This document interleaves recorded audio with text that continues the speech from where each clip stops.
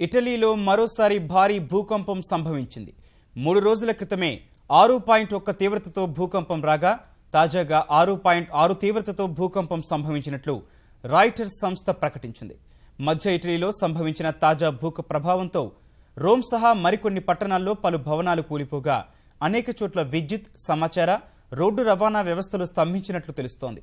ముందుగా 7.1 తీవ్రతతో భూకంపం సంభవించినట్లు వార్తలు వెలువడ్డా ఐరోపా భూ పరిశోధనా కేంద్రానికి చెందిన శాస్త్రవేత్తలు 6.6 తీవ్రతతో భూకంపం వచ్చినట్లు తెలిపారు. రోమ్కు ఈశాన్యంగా 132 కిలోమీటర్ల దూరంలోని పెరుగియాలో భూగర్భంలో 67 కిలోమీటర్ల లోతున భూకంప కేంద్రం ఉన్నట్లు గుర్తించారు. 2 నెలల కింద సంభవించిన ఘోర భూకంపం దిగ్భ్రాంతి నుంచి తేరుకోకముందే ఇటలీని వరుస ప్రకంపనలు వణికిస్తున్నాయి. ఆగస్టులో వచ్చిన భూకంపం వల్ల 300 మంది మృత్యువాత పడగా భారీగా ఆస్తి నష్టం సంభవించింది.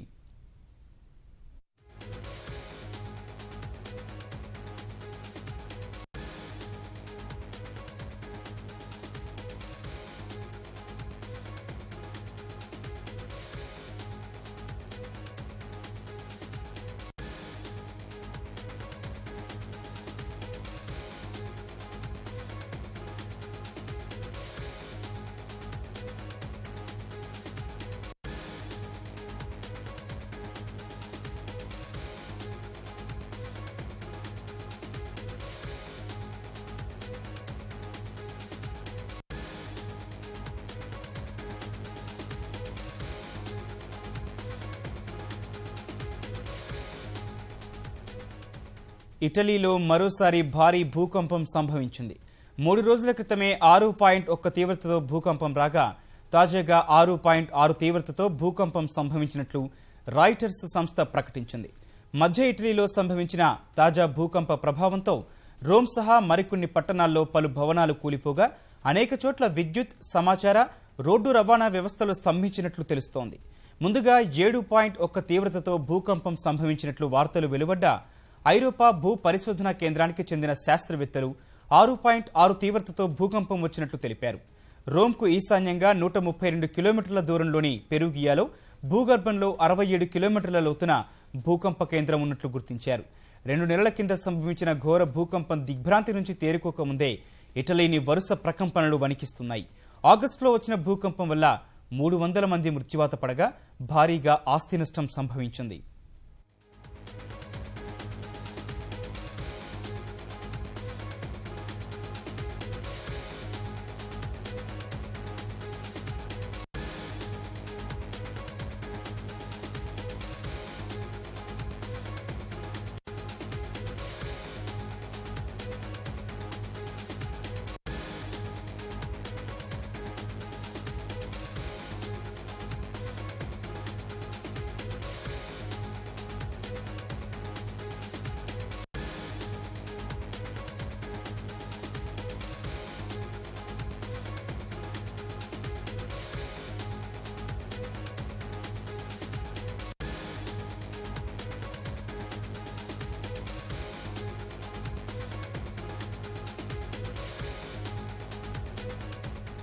ఇటలీలో మరోసారి భారీ భూకంపం సంభవించింది.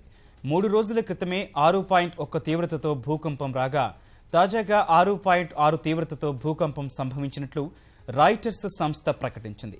మధ్య ఇటలీలో సంభవించిన తాజా భూకంప ప్రభావంతో రోమ్ సహా మరికొన్ని పట్టణాల్లో పలు భవనాలు కూలిపోగా అనేక చోట్ల విద్యుత్, సమాచార, రోడ్డు రవాణా వ్యవస్థలు స్తంభించినట్లు తెలుస్తోంది. ముందుగా 7.1 తీవ్రతతో భూకంపం సంభవించినట్లు వార్తలు వెలువడ్డా ఐరోపా భూ పరిశోధనా కేంద్రానికి చెందిన శాస్త్రవేత్తలు 6.6 తీవ్రతతో భూకంపం వచ్చినట్లు తెలిపారు. రోమ్కు ఈశాన్యంగా 132 కిలోమీటర్ల దూరంలోని పెరుగియాలో భూగర్భంలో 67 కిలోమీటర్ల లోతున భూకంప కేంద్రం ఉన్నట్లు గుర్తించారు. 2 నెలల కింద సంభవించిన ఘోర భూకంపం దిగ్భ్రాంతి నుంచి తేరుకోకముందే ఇటలీని వరుస ప్రకంపనలు వణికిస్తున్నాయి.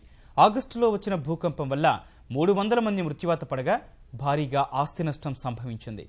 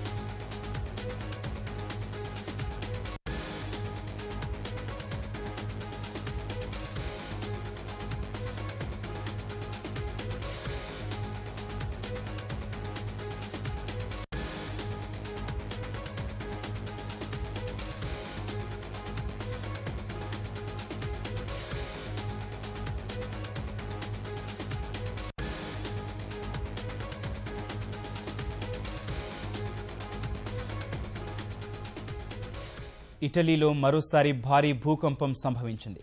3 రోజుల క్రితమే 6.1 తీవ్రతతో భూకంపం రాగా తాజాగా 6.6 తీవ్రతతో భూకంపం సంభవించినట్లు రాయిటర్స్ సంస్థ ప్రకటించింది.